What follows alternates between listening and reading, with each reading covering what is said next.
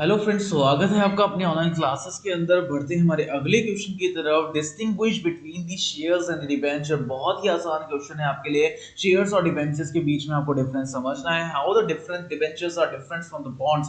Bonds से debentures क्यों अलग माने जाते हैं जब दोनों ही डेट्स हैं। तो क्या देखते हैं इस क्वेश्चन को, बहुत ही अच्छी तरह समझते हैं। सबसे पहले हम बात करते हैं डेफिनेशन ऑफ शेयर्स की। शेयर्स का बेसिकली मतलब क्या होता है। तो small division of the company's capital is known as shares. हमको पता है जब छोटे छोटे टुकड़ों में कंपनी की कैपिटल को डिवाइड कर देते हैं तो उसको हम क्या बोलते हैं, शेयर्स बोलते हैं। The shares are offered for the sale in the open market. Open market के अंदर सेल करने के लिए शेयर्स को ऑफर करा जाता है। Stock market to raise the capital in the company. Company की कैपिटल को रेज अप करने के लिए।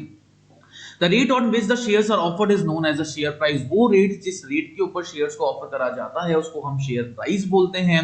It represents the portion of the ownership of the share holder of the company. Company की वो पोर्शन यहाँ पे अकाउंट होता है जो कि हम क्या बोल सकते हैं, शेयर होल्डर बोल सकते हैं। The share holders are entitled to define dividend declared by the company. Share holders एक तरीके से डिविडेंड बन जाते हैं कंपनी के। जो एक तरीके से डिविडेंड कौन देता है, कंपनी देती है शेयर होल्डर्स को। The shares are the movable. हमको पता है शेयर्स एक मूवेबल प्रॉपर्टी है, मतलब इसको ट्रांसफर कर सकते हैं और डिस्टिंक्टिव मेंबर्स के अंदर। The shares are broadly divided to two major parts. दो पार्ट्स के अंदर शेयर्स डिवाइड है, एक तो इक्विटी शेयर्स और एक प्रेफरेंस शेयर्स। इक्विटी शेयर्स कौन से होते हैं, जिनके पास वोटिंग राइट्स होता है, जिनके जो रेट ऑफ डिविडेंड है वो फिक्स नहीं होता है।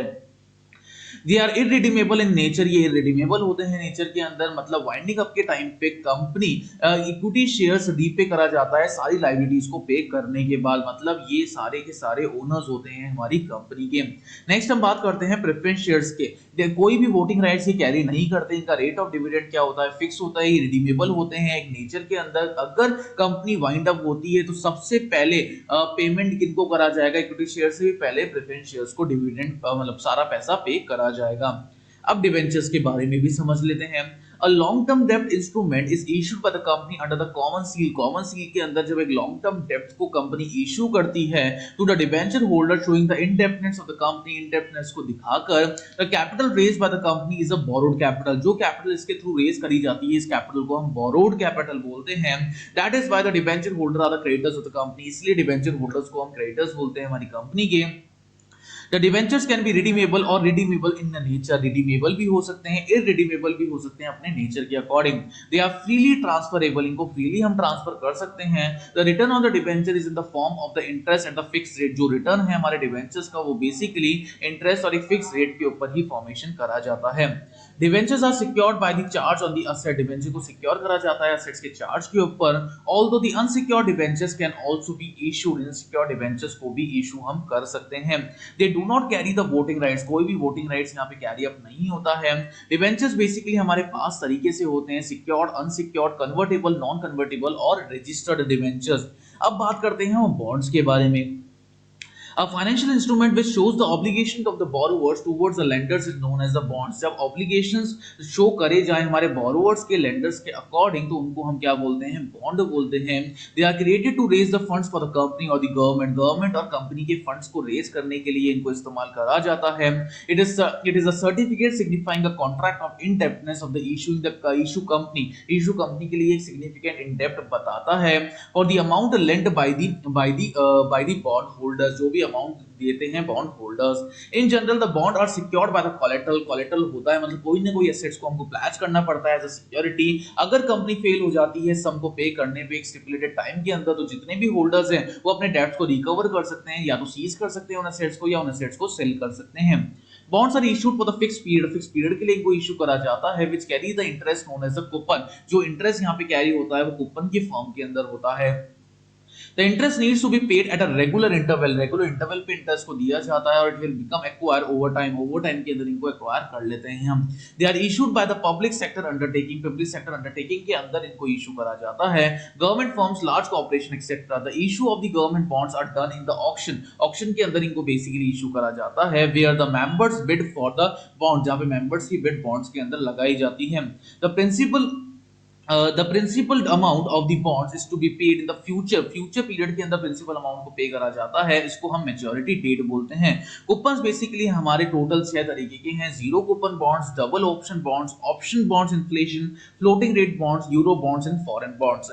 डिफरेंसेस देखते हैं शेयर्स और डिबेंचर्स के, क्या हैं डिफरेंसेस हमारे, तो कंपैरिजन देख लेते हैं शेयर्स और डिबेंचर्स का। Shares are the owned fund of the company, debentures are the borrowed fund माना जाएगा। Shares represent the capital of the company, debentures के उधारी मतलब debts को represent करते हैं। The holder of the shares are known as shareholders, the holder of the debentures are known as debenture holder। ये shares basically owners होते हैं, debentures basically creditors होते हैं।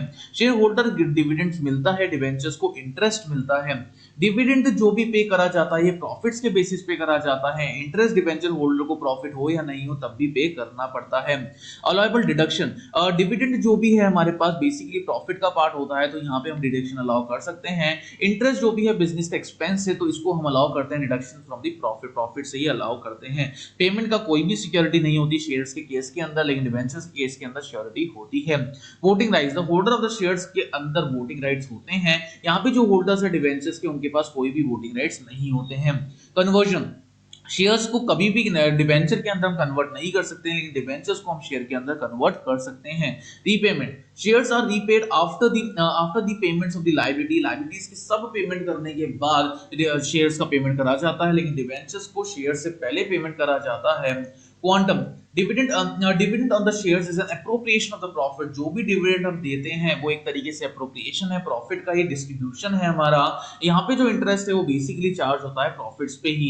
ट्रस्ट डीड, यहाँ पे कोई भी ट्रस्ट डीड एग्जीक्यूट नहीं करी जाती। जब डिबेंचर्स को इशू करा जाता है ट्रस्ट डीड एग्जीक्यूट करना जरूरी है।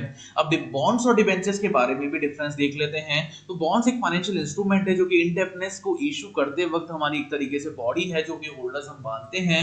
डेब्ट एक तरीके से डेब्ट इंस्ट्रूमेंट है फंड्स को रेज करने के लिए, लॉन्ग टर्म फाइनेंस को रेज करने के लिए। Collateral, bonds are generally secured by the collateral से ये सिक्योर्ड होते हैं। डिबेंचर्स में भी सिक्योर्ड और अनसिक्योर्ड डिबेंचर सिक्योर्ड भी हो सकते हैं और अनसिक्योर्ड भी हो सकते हैं। इंटरेस्ट रेट यहाँ पे लो होता है, यहाँ पे इंटरेस्ट रेट बहुत ज्यादा होता है। Issued, government agency, financial institution और कॉर्पोरेशन यहाँ पे इशू करते हैं, यहाँ पे बेसिकली कंपनी इशू करती है। पेमेंट्स यहाँ पे एक्रूड है मतलब पहले से ही करा जाता है। यहाँ पे पीरियोडिकल पेमेंट्स करे जाते हैं। ओनर्स बॉन्ड होल्डर्स बोलते हैं, यहाँ पे डिबेंचर होल्डर्स बोलते हैं। बॉन्ड्स के अंदर रिस्क बहुत कम होती है, डिबेंचर्स के अंदर रिस्क थोड़ी ज्यादा होती है। रीपेमेंट सबसे पहले बॉन्ड्स का करा जाता है, उसके बाद ही डिबेंचर्स का करा जाता है। तो ये हमने डिफरेंस भी पढ़ लिया शेयर्स डिबेंचर्स के बीच में, डिबेंचर्स और बॉन्ड्स के बीच में। शेयर्स क्या होते हैं, डिबेंचर्स क्या होते हैं और बॉन्ड्स क्या होते हैं, इनके बारे में भी हमने डिस्कस कर लिया है। उम्मीद करते हैं आपको बहुत चीजें समझ में आ गया होगा। Thank you so much.